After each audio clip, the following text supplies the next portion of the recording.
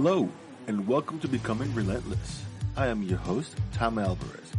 Happy to be here with you today as we embark on this journey of self-discovery, growth, and transformation.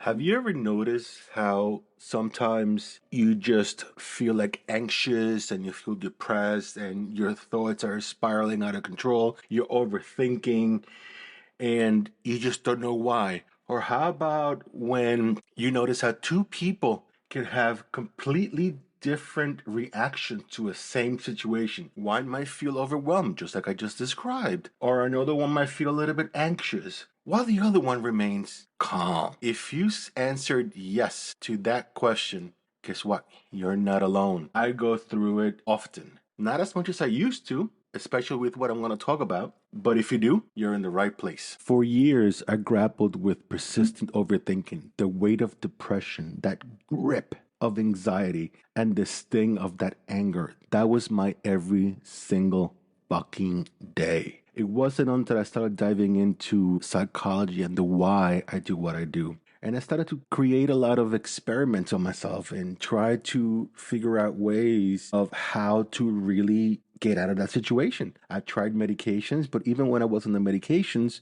it didn't help because I was still doing the same exact things. That's when it just really dawned on me. It's like, I really have to figure this out. I have to figure out why I'm doing what I'm doing.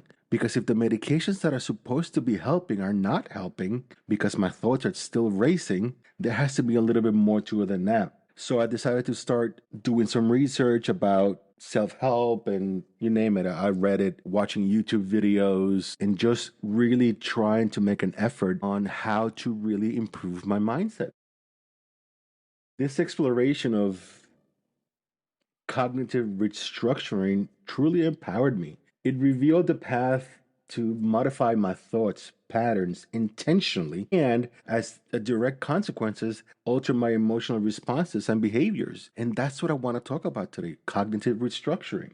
Cognitive restructuring is also known as cognitive reframing, reappraisal, or attitude adjustment. It's a fundamental and powerful stress management technique grounded in the principle that our perspective shapes our reality. Now, I am sure a lot of you are saying, no, that's not true. My perspective and my reality are what they are, and that's not going to change. Well, there lies the problem, right? Our perspective defines our world. The way we look at our world is completely different than someone else. So why is it that we cannot just change our mind, change our perspective? But for that, we must first start to look at why we do what we do. We have to actively engage in the skill of asking ourselves that question. We have to learn to scrutinize our thought process, particularly when we find ourselves under distress by any situation.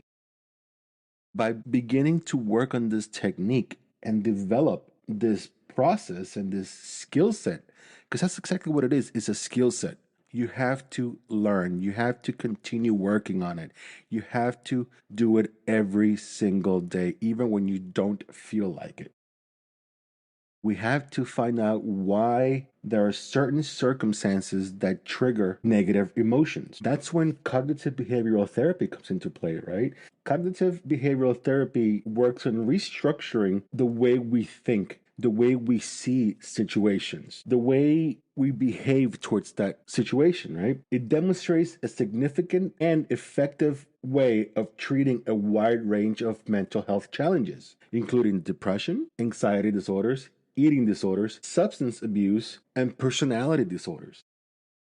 Now, when we talk about all these disorders, there are some disorders out there that clearly need medication. So I'm focusing on the ones that, even with medication, it doesn't help because it has to take a place in our mind. It has to come from the mind for us to be able to realize this and for us to be able to want to change. Here are 5 practical steps to reframing any situation. Step 1.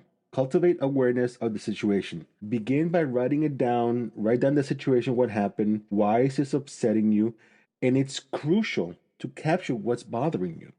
Whether it's an external event, such as an argument with an individual or a coworker, whatever that may be, an internal experience like recurring worrying, like which is something that I always do or I have been doing, or even a memory that triggers an emotion. Describe the situation concisely in 1 or 2 sentences. This initial awareness process involves 3 key elements. 1. Identifying and acknowledging the stressor. This might involve journaling your thoughts, including all of your frustrations and worries related to this situation. Understanding the emotional associations. Consider why these situations or events feel so stressful and what particular emotions or attitude are linked to each of those situations. And number 3, primary appraisal and reappraisal. Initially focus on identifying the primary stressor and acknowledging the feeling it evokes. Suppose your initial perception seems overly defensive or hostile or hinders your ability to find a resolution. In that case, the crucial next step is reappraising that thought. That's step 1, the becoming aware of the situation. Now, step 2. In step 2, you have to pinpoint the dominant feeling. You had to identify what is the most powerful and unsettling emotion you're experiencing in relation to the situation. While you might feel multiple emotions, focusing on the most intense one will provide a clearer target for your cognitive restructuring efforts. So let's talk about some of those feelings. Fear and anxiety. We all know that fear is a primal emotion that triggers a fight or flight or freeze response to a perceived threat. A lot of times, a lot of these things that we're going through in our own heads are not really all that dangerous, right? It's the story that we tell ourselves when our anxiety and fears are at an all-time high. There's also sadness and depression. When we're sad or depressed, it's the same exact thing. Our brains lie to us. They tell us that a situation is a certain way when in reality it's not that like that at all. Like I've struggled with that a lot. I've struggled with the thought of like I'm not good enough. I'm never going to achieve this goal. I don't know that. I don't know if I'm ever gonna achieve those goals. In that moment, I'm feeling like that. So my mind is lying to me about a perceived threat or a perceived disappointment that may or may not happen. Even if it does, it's okay. But at that moment, that depression, it's lying to me. It's telling me that there is no other way but failure. There's also guilt and shame. Guilt focuses on a specific action. I did something bad and often motivates repair, whereas shame targets the self, I am bad. And I get that. I've been through that before because nobody's telling me anything. I'm telling this to myself. And I know you listening right now, there has been a moment in your life where you told yourself things that are just completely untrue and you believed it and you begin to spiral out of control because of what you're doing to yourself. And that triggers anger. How many times have you had a conversation with a loved one that gets you so angry? But in reality, if you take a step back and reassess the situation, what was being said in that moment wasn't as bad as you made it seem to be because we overthink it. And that's, anger, it's a good thing to be angry. However, it depends on the situation. Anger is a survival emotion that in humans it can be a complex and sometimes lead to delayed or seemingly inexplicable aggression. Step 3, we uncover the underlying thought. We must identify that thought and connect it to our awareness of the situation with the why we feel upset. If we are unsure of those thoughts, we must ask ourselves why. Question it. Base it on that dominant feeling. Say, for example, you're afraid or you're anxious about something. So ask yourself this when you're feeling fearful or your anxiety is high. What specific negative outcome do I anticipate? What is the precise danger I believe that I am in? And you start diving deep into that feeling, deep into that emotion as to why you're feeling the way that you do. For sadness or depression, ask yourself, what specific hope have I lost? What is concretely missing in my life or within myself? You have to dive deep into those questions because the answer lies within. When you start to feel guilt or shame, what bad have I done? What specific flaw do I believe exists within me? When you're angry, ask yourself this: what is the precise unfair aspect of this situation? Who specifically has wronged me and in what way?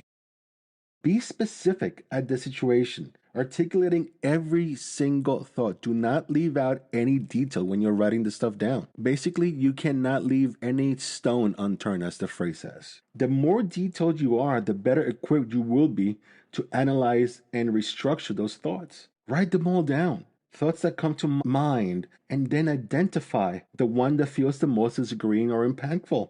That thought that you disagree with the most, that thought that is the most impactful, that's the one you're going to have to focus on because that is your strongest one.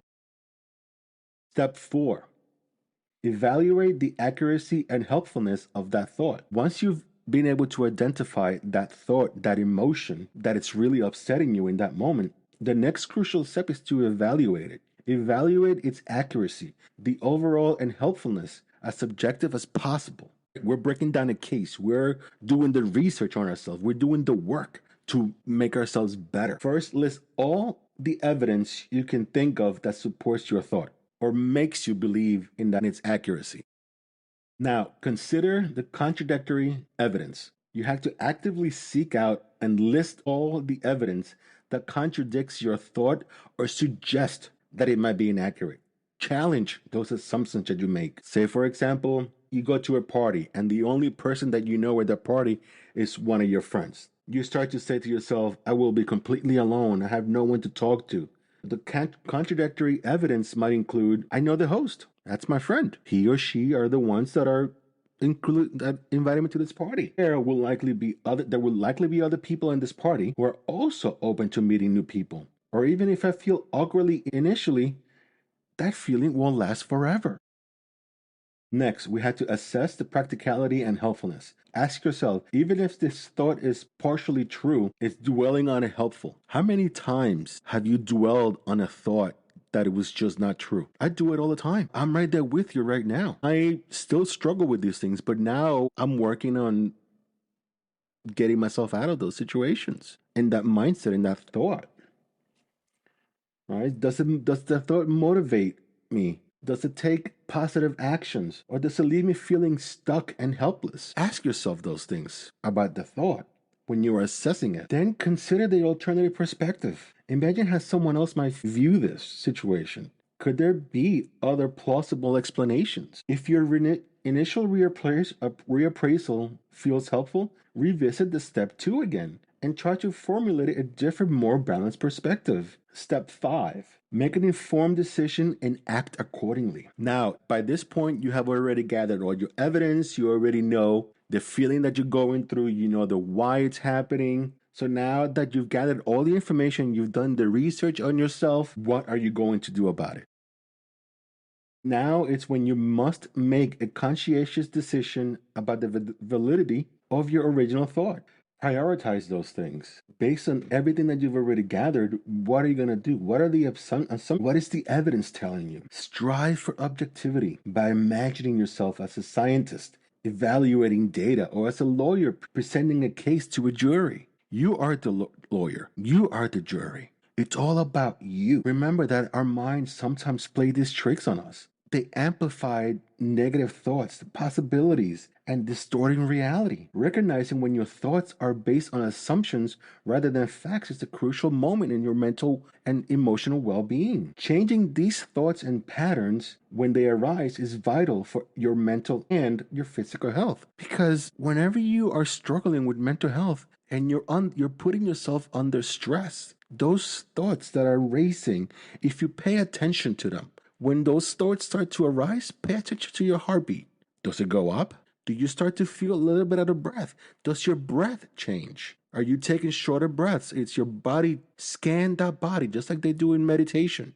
Do a body scan and look to see what areas of your body are the ones that are holding on to that stress. And that'll start to bring you into the present moment. You must then continue to challenge your thoughts. To further refine the cognitive restructuring skill, you have to ask yourself regularly, is this thought absolutely true? What evidence supports or contradicts this thought? Am I ignoring any positive aspects or alternative explanations? If a friend had this thought, what would I tell them? You could also add, would I be telling my child this? Would I be telling my niece and my nephew this? And then the last question that you might ask yourself is 5 years from now, how will I view this situation differently? These questions will encourage you into the present moment to bring awareness and create a broader, more balanced understanding of your challenges. By constantly analyzing your thought patterns, you'll gain deeper insights into your own cognitive tendencies. Then you will begin to develop a greater control over your emotional responses. We have to do the work. And I'm speaking to you like this because I'm saying this to myself too. I still struggle with this shit. But now that I'm learning this and now that I'm working on my psychology degree, I'm learning so much more. And because all this knowledge that I'm gaining has helped me realize that I've had this knowledge before. I just never put it to practice. I've been meditating for a long time, but to me, it was just about that moment. But what I never realized is that meditation was helping me with recognizing those thoughts and noticing that a negative thought is around. That's what meditation really has done for me. It has helped me recognize those thoughts. And a lot of times, what I've been doing lately is I don't put any weight into any of them. I just acknowledge it and move on. And that's been helping me tremendously. Some of the key principles that we must remember is that when we're developing these skills, it takes time and consistent practice. Progress is often gradual, so be patient with yourself. Be compassionate. Here are some key takeaways for you to remember. Perception is key. Your interpretation of the situation is often more influential than the event itself. Like I said at the beginning, two people could look at the same exact situation and look at it differently. Shift negative patterns. Cognitive restructuring aims to transform negative thoughts into more balanced and positive ones. Therefore, it'll reduce emotional reactivity. The cycle of change. Awareness, reappraisal, adoption, evaluation is an ongoing process. Identifies toxic patterns. Recognize those common unhelpful thinking styles that you do, like blaming others, magnifying negative thoughts, minimizing anything that's positive. Like when somebody pays you a compliment, you automatically go, well, my hair doesn't look good today, or whatever that may be. Well, that's a toxic trait. That's a toxic thought pattern that you have to fix. Minimizing any positive that people are telling you, just like I just said, and you always end it with a should statement. That's not good. Utilizing support tools. Practice things like meditation, body scans, like I just mentioned, relaxation techniques, and positive affirmations can all complement cognitive restructuring.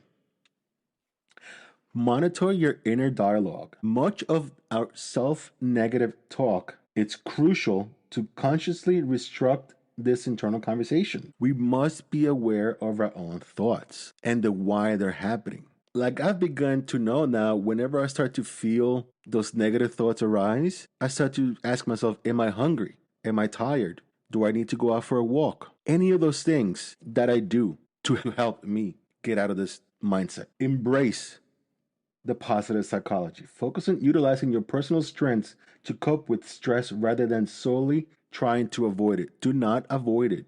Just learn to manage it. You can't avoid it. Just learn to manage it. Acceptance is not resignation. There are situations you just cannot change. So, acceptance can bring peace and reduce stress caused by resistance. A lot of times you might say to yourself, no, I don't want to think like this. I don't want to do this, because of that, whatever that case may be. And as you progress and as you continue to do that same pattern, you're doing exactly what you're trying to avoid. You're causing more stress. So rather than just fight it, just acknowledge it and say, okay, I'm feeling stressed. Why? And you go back to the list that I mentioned earlier. There are a lot of benefits to doing this, but there is one thing that you must also keep in mind is that consistency is key. Changing these thinking habits requires ongoing efforts and self-compassion. You're not going to be perfect every single day. And please take it from me. There are days where I just don't feel like doing anything. And there are days where I feel like I'm on fire and I'm getting so much stuff done, like today, for example. And that's okay. Not every day is going to be a perfect day. The benefits of rewiring your mind. As we become aware of our thoughts and emotions that fuel those situations, we gain the power to reconstruct our mental patterns, leading to significant improvements in our overall mental well-being. Often our anxieties and depression stem from inaccurate assumptions and distorted interpretations of a situation. So it's like the old saying says, it's the he said, she said, and that's also the truth. You can't believe everything that you think. That perception lies to you sometimes. The ability to recognize and alter negative thought patterns offers a multitude of benefits, including reduction of stress and anxiety, which it's fucking working for me. Enhanced communication skills. My marriage has been the best that it has ever been. Stronger and healthier relationships. My relationship with my close friends has improved because of this. And I've replaced harmful coping mechanisms. For some people, those harmful coping mechanisms is drinking, drugs, things of that nature. And trust me, I've seen those things firsthand and what they do to you.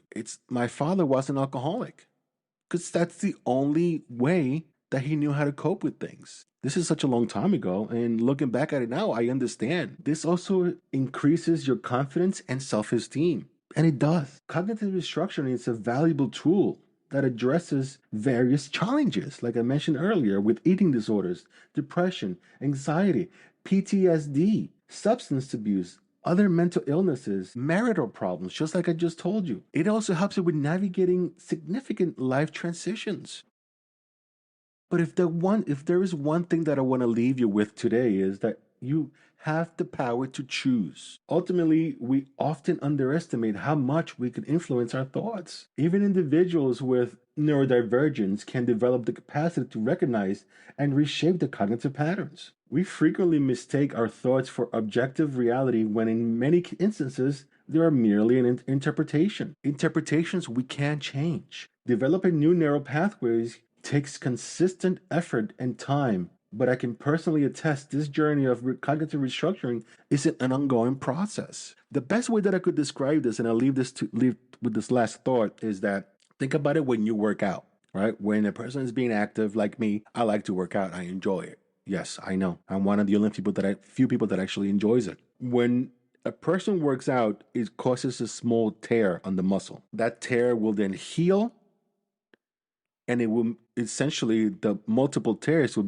cause the muscle to grow more and more and more as time goes on. Your heart gets stronger, your muscles and your bones and your joints improve as you work out.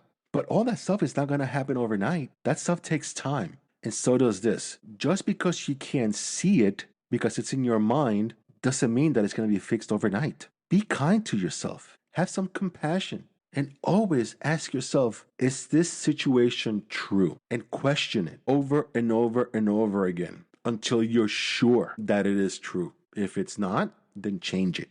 Change that mindset because you can do it. You are capable of changing your own life. You are capable of changing your world. All it takes is one simple step.